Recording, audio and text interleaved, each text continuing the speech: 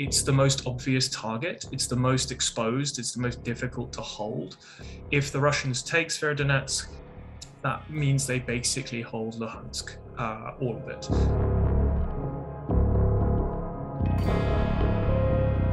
The Russians, this is their kind of concentration point now, so they do have the firepower advantage and they are just slowly grinding their way forward.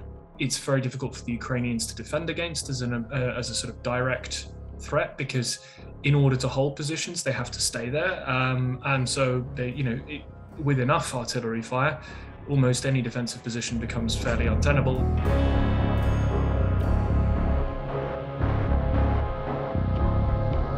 So in Severodonetsk, the Russians are trying to push the Ukrainians out of the remaining bits of the city which they hold. The Ukrainian forces are holding on, but their supply lines into the city are threatened.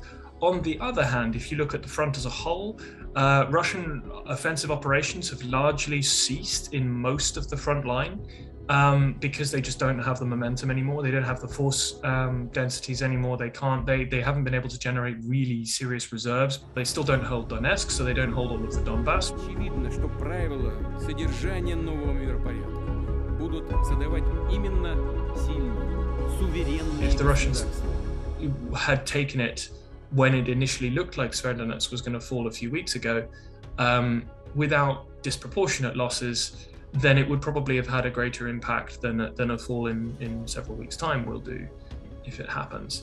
If the Russians do take Severodonetsk, all of it, then they will hold all of Luhansk Oblast in effect. That is politically significant. Strategically, it's not a huge difference from where we are now, but it would certainly be a significant political blow for Ukraine. And it's worth remembering that a key part of Ukraine's viability as a fighting force going forward is that international partners and allies remain convinced that Ukraine can win, because the Ukrainian economy has been largely destroyed by the Russians, both by blockade and the physical destruction, seizures of territory and population centers.